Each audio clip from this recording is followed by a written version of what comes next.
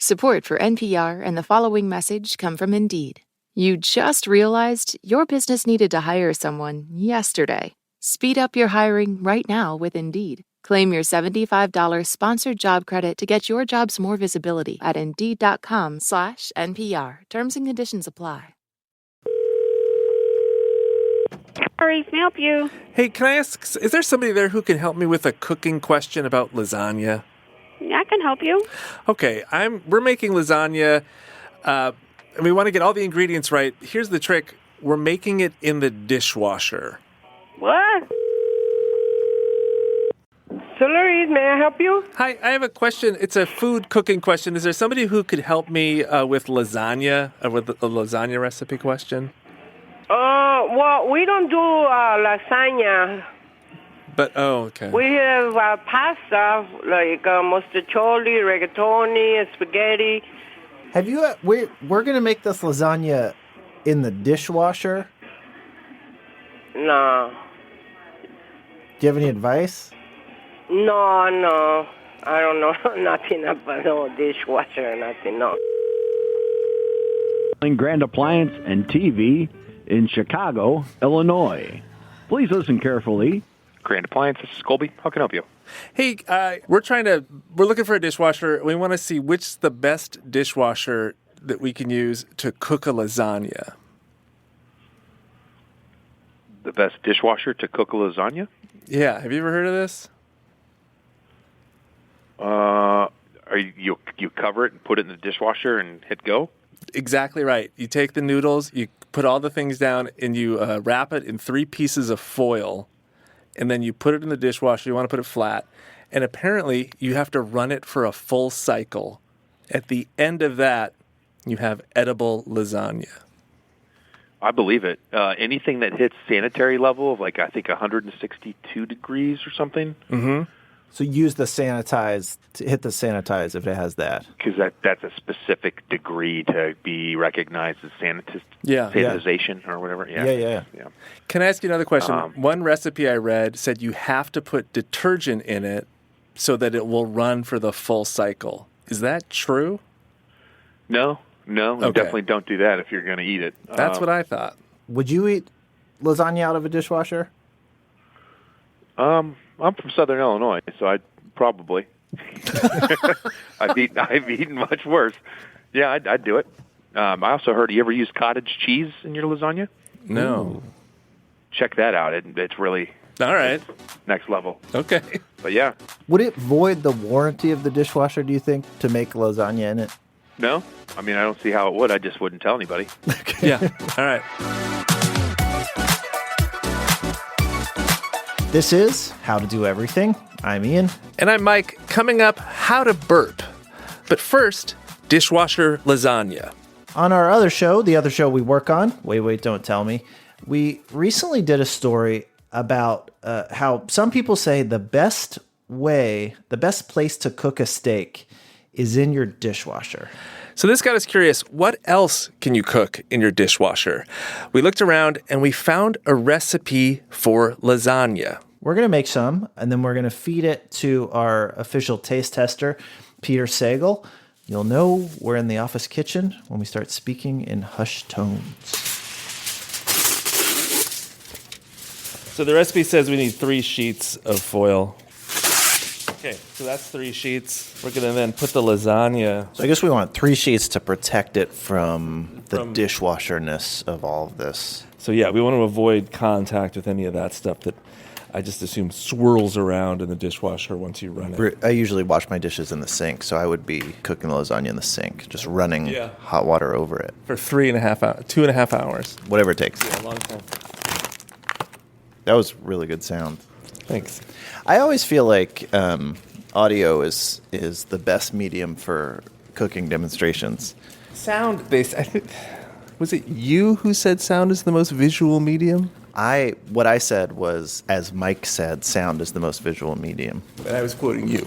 I think go all the way to the edge, right? All right. That's fine. So I'm just going to spread this out over the noodles. It's interesting, right? Because usually you try to get the food off your plates before it goes in the dishwasher, but now we want as much food as possible in the dishwasher so that the most food comes out. Yeah, instead of scraping our food into the garbage before we put it in the dishwasher, we're scraping our food on. We're using the food to create garbage, which we're going to feed to Peter. Yeah. So I brought these herbs. I'm just going to put some on here. Sure. Why not? I think anything to mask the centuries of Tide Pods that have gone through the dishwasher. I think we want a lot of garlic. Okay, I'm going to sprinkle on. This is just some dried basil. Now you can do whatever kind of Italian spices you want. I like these 3. So this is flavor blasted lasagna. So right now we're folding it all up around the lasagna to make sure we get a good seal.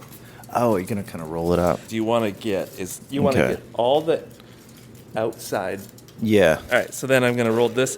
This feels good to me. This feels like we've accounted for any potential water access points. We may not be right. We may discover that there was something we forgot. It's like it's a little bit cooking, it's a little bit dishwashing, it's a little bit origami. Yeah, that's right. It's a little bit ending a friendship. Closing it up. Going to leave the detergent capsule empty. Okay. No detergent. Okay, so we're going to put it on sanitize. That gets us our highest heat. Yep. Okay, there's a button that says extra shine. Do we want? Yeah, why not? Okay. Wait, there is a button here that says al dente. Okay, we're going to fast forward here. Yeah, we're not going to sit here for 2.5 hours while the lasagna washes. Yeah, but if you want to get a feel for what we're doing, just go ahead and stare at your dishwasher for the next 2.5 hours. If you don't have a dishwasher, you can also stare at your refrigerator. Any appliance, just make sure A microwave. Not to break eye contact with the appliance for 2.5 hours. The full cycle. All right, here we go. We're going to open the dishwasher.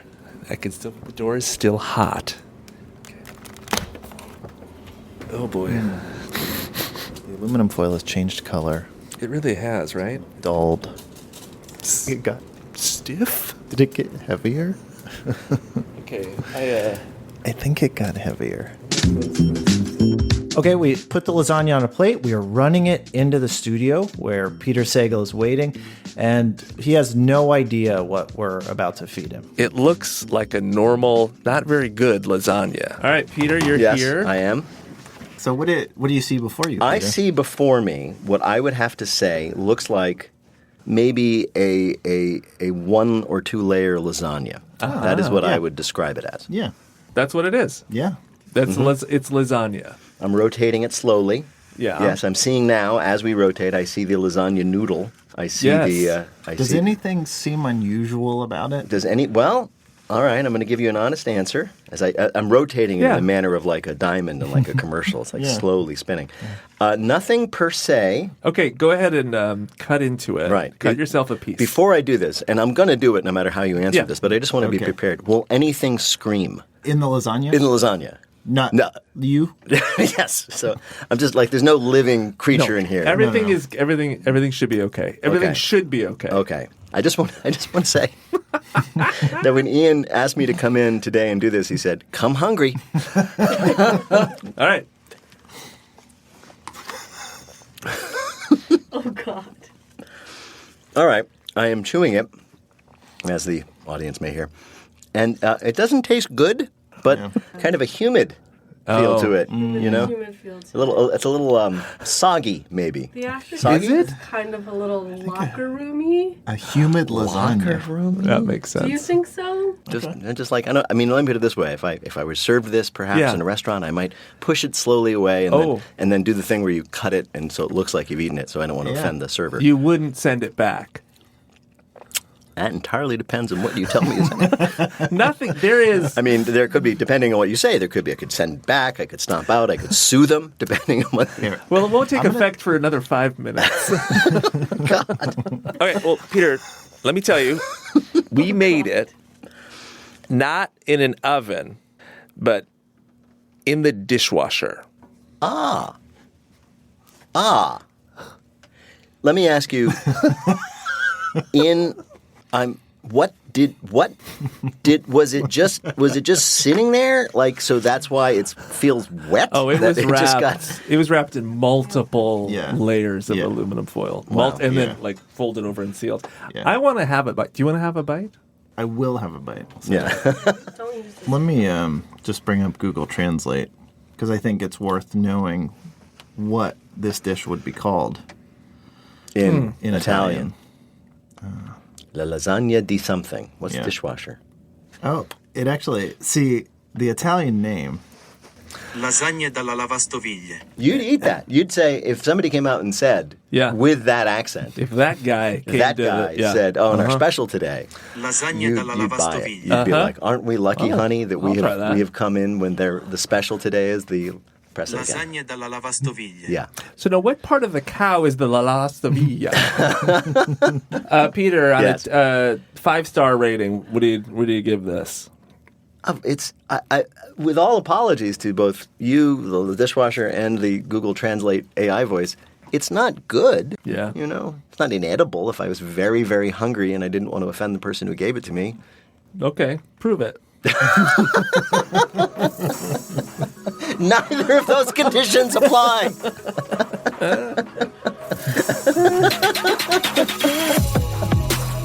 We want to remind you, if you have a question or something you need help with, send it to us. Send us your questions at howto@npr.org. You can also, if you have an idea for something we can feed to Peter unwittingly, you can also send that to howto@npr.org. Don't send the food itself No. As an attachment, but maybe just suggest the food in words, and we will make it in a dishwasher. Whatever it is, send it to us at howto@npr.org.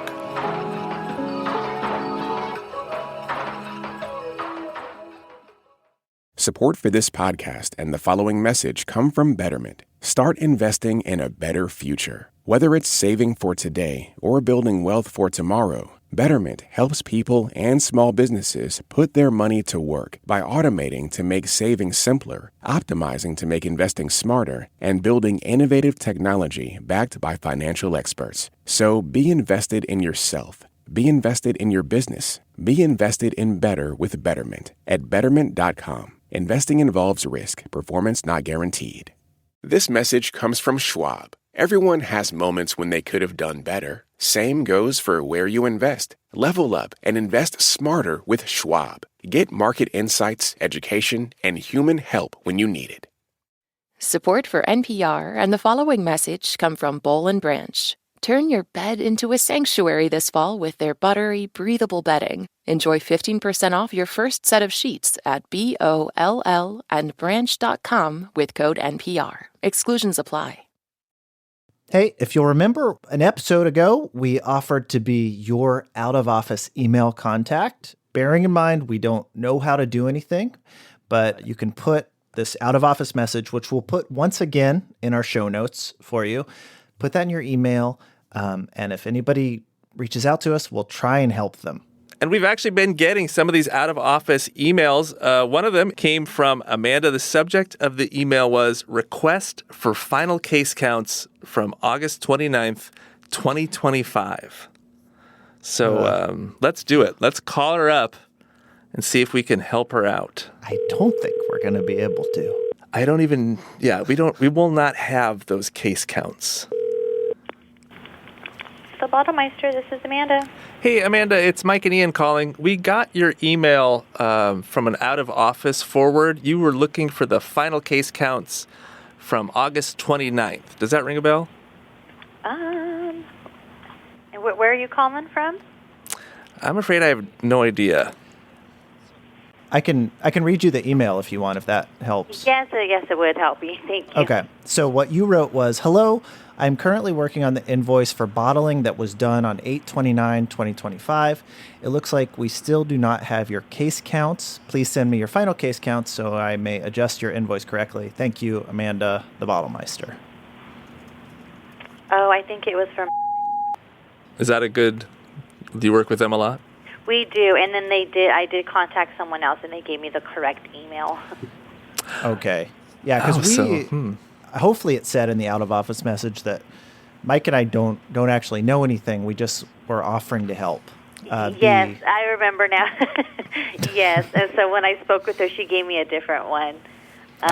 Interesting. Okay, so they got back in the office then, and then they relieved us of our duties. Yes, from my understanding, you guys are off the hook. Okay. Can I ask what kind of business do you do? What are you bottling? It's wine. Oh, so they made wine and then you put it in bottles for them? We sure do. What kind of wine was it? Any good? That I do not know. Well, thanks, Amanda. Thank you, and I appreciate the follow through. So it's working. We are not working, but the system is working. Yep. We also got one from Amanda McLaughlin. So she's responding to an out of office for Lauren. How do I shop for a used car in 2025? That's a good question. I will say my car that I currently have is at this moment at the mechanic. Really? And they discovered that rodents had been eating the engine. Are you serious? So Amanda, I'd be happy to sell you my used car. Just send us your best offer for a 2021 Subaru Crosstrek with an engine compartment filled with rats. And just send your best offer to howto@npr.org. And again, everybody out there, put us as your out of office email contact, and we will do our best to help. We'll do our best.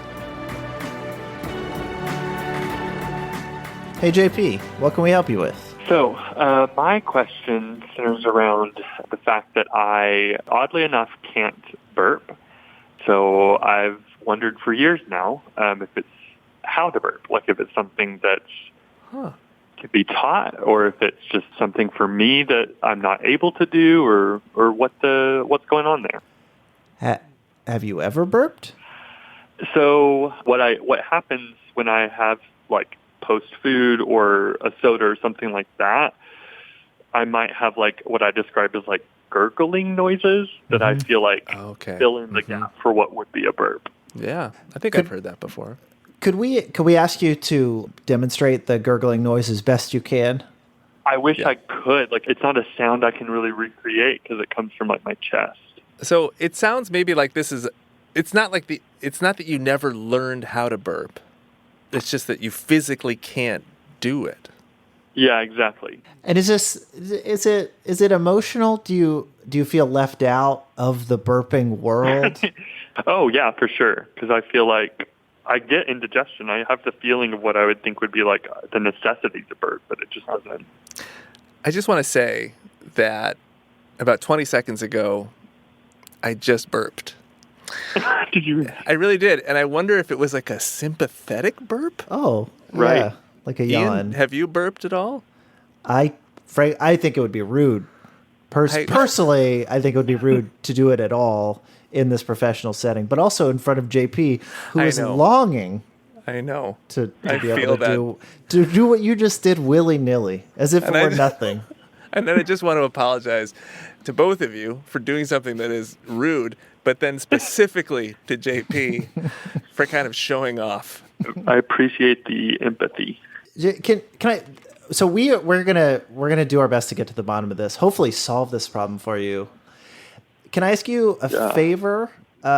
Sure. Next time you feel this sound, this froggy sound coming on, could you call our? Do we have a voicemail, Heena? Yeah, we have a voicemail. And just do the sound into the phone. Totally. Okay. Well, we're gonna see what we can do here, JP, and our goal is to get you burping as quickly as possible. I appreciate that. Okay, so JP did send us a voice memo. Let's listen to it.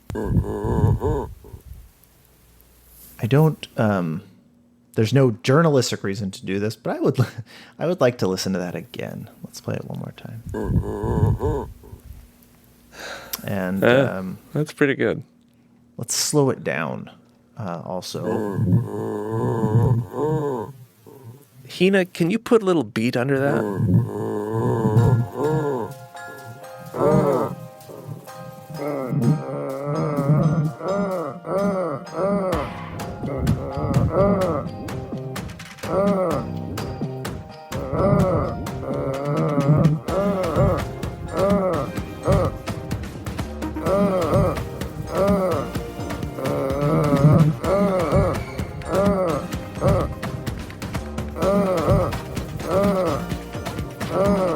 we have somebody on the line who hopefully can help JP.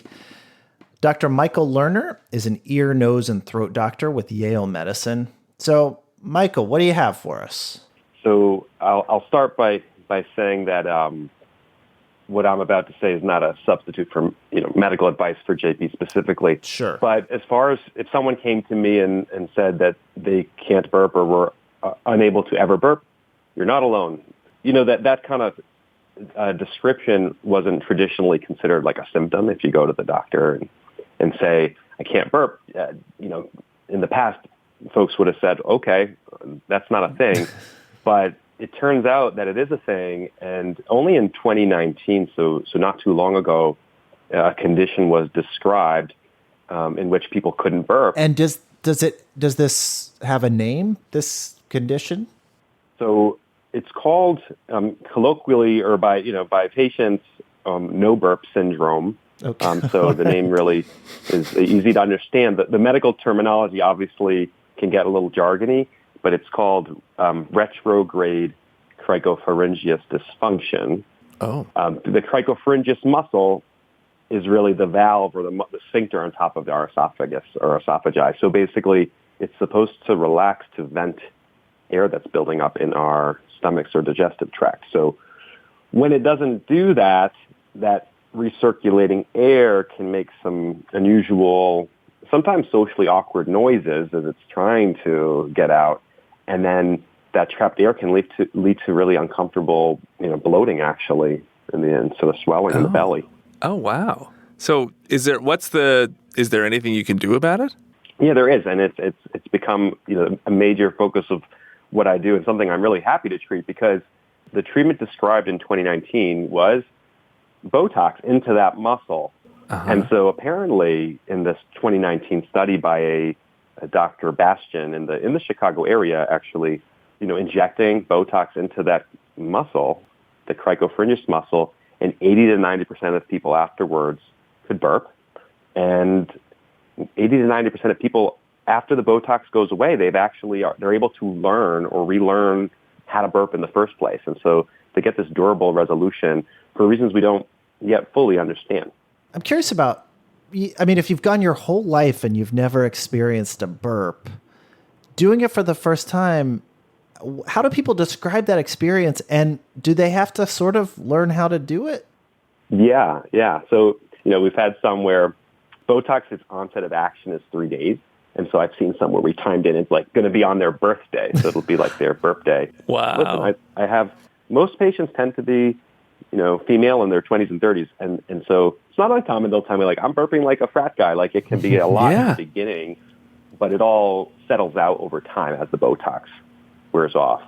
Did you just say, though, their burp day? Yeah, that's the first time they burp? I do these treatments, and a lot of folks ask me, like, should I go back to work right away? Am I going to be, burping in front of people involuntarily? And the truth is, for folks who've never burped before and they have the Botox on board, they'll go to yawn. And guess what? A burp's going to come out. Or, they might, like they didn't know that was going to happen, right? And kind of that, when we yawn, what's happening is we don't think about it in medical or anatomical terms, but our voice box is going down. It's dropping low. Yeah. The idea is that we're, unlocking this block with the Botox, but now as the floodgates are open, the other muscles have to kick in and figure out where to put the gas and the brakes on. Have you heard from anybody who's gone through this and has gotten, not necessarily in trouble, but has found themselves in a situation where they have burped and then it has caused them awkwardness or they regret it? No. But I'll admit that I was reading a column in one of the local papers about work etiquette, and there was mention, someone was writing in about my cubicle mate was burping all day long, and I don't know if I should talk to them about it. And I was thinking, I hope that is my patient. Like, I think that's fantastic. Well, that does it for this week's show. What'd you learn, Ian? Well, I learned there are any number of foods you can cook in the dishwasher. Yeah. We did lasagna, but we found a recipe for ribs. Yeah. We were very close to trying the ribs instead of the lasagna. Based on this experience with the lasagna, what would you make? Like, if you were in charge of making dinner for your family, like tonight, what would you make? I think a soup would be interesting. Put all the ingredients in the top rack. Yeah. Put a bowl on the bottom rack. Let all the hot water do all the things that boiling water does in soup. Yeah. And then it would all just settle in the bowl and just pop it right out. If that were a thing that you could do, it would make sense for Tide then to make Tide seasoning pods, where you just, instead of soap, it's just herbs and spices, so that when it's washing, it's just swirling those things around your raw ingredients. It's very smart. I mean, is it cooking, right? If it's all prepackaged, but yeah, well, I think these Tide seasoning pods, this could be our path to financial independence. It's a new meal prep kit from Tide.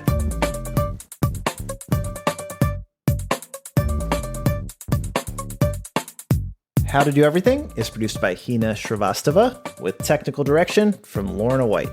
If you have any questions or anything you want us to do for you, send us an email at howto@npr.org. I'm Ian. And I'm Mike. Thanks.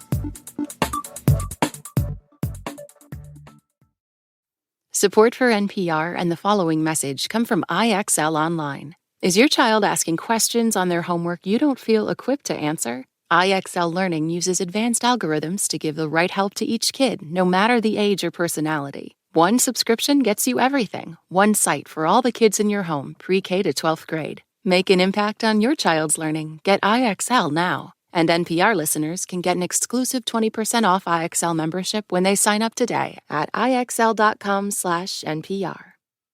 This message comes from First Leaf. Summer days hit better when First Leaf takes care of the wine for you. First Leaf's short quiz figures out what you like, then delivers a summer-ready box. Bright whites, smooth reds, and chillable bubbles. No wine aisle guessing, no errands. Just personalized picks shipped to your door.